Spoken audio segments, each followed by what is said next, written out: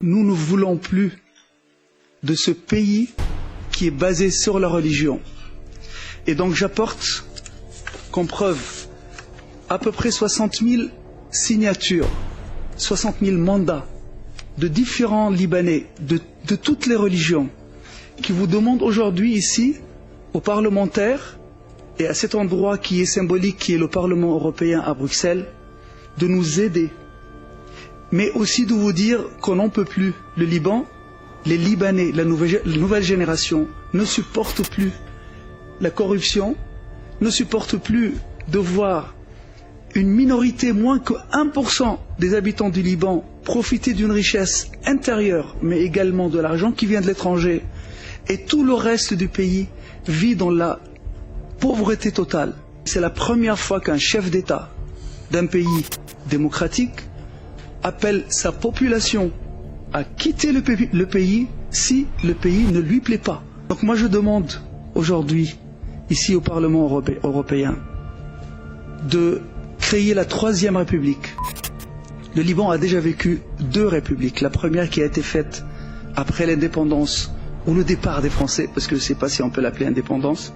Ensuite, il y a eu la guerre civile, et un grand homme, Rafik Hariri, a fait ce qu'on appelle la deuxième République, la République de Taïf. Ils ont amélioré un petit peu la Constitution. Mais aujourd'hui, cette Constitution ne nous convient pas.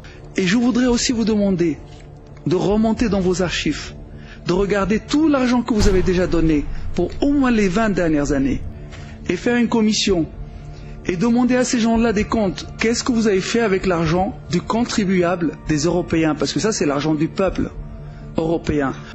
Il faut absolument et en toute urgence un juge indépendant anticorruption avec son système indépendant, avec sa police indépendante qui gère des dossiers sans faire une chasse aux sorcières, mais qui gère dossier par dossier. Et si quelqu'un a volé 1 euro, il doit le rendre, il doit rendre des comptes. S'il a volé 1 milliard, il doit aussi rendre le milliard. Et les Libanais n'en ont rien. Au Liban, il n'y a pas de transport en commun. Il n'y a pas d'électricité, il n'y a pas de scolarité normale. Aujourd'hui, pour donner l'éducation à nos enfants, il faut payer une fortune. La majorité de la classe moyenne cette année n'a pas pu payer la scolarité de leurs enfants. Je parle de la classe moyenne, je ne parle pas des pauvres. Et les écoles de l'État ainsi que l'université de l'État ne font rien pour améliorer le système d'éducation. Donc c'est tout un chantier qu'il faut faire, que moi j'appelle de mon cœur aujourd'hui, ici à Bruxelles, la troisième République qu'on a besoin de créer ensemble, avec votre aide, ou même sans votre aide, parce que nous les Libanais, nous sommes depuis 24 jours, 25 jours dans la rue, et nous demandons une seule chose: on ne veut plus d'un État religieux, et on ne veut plus de corruption, et on veut vivre dans un pays honnête et démocratique.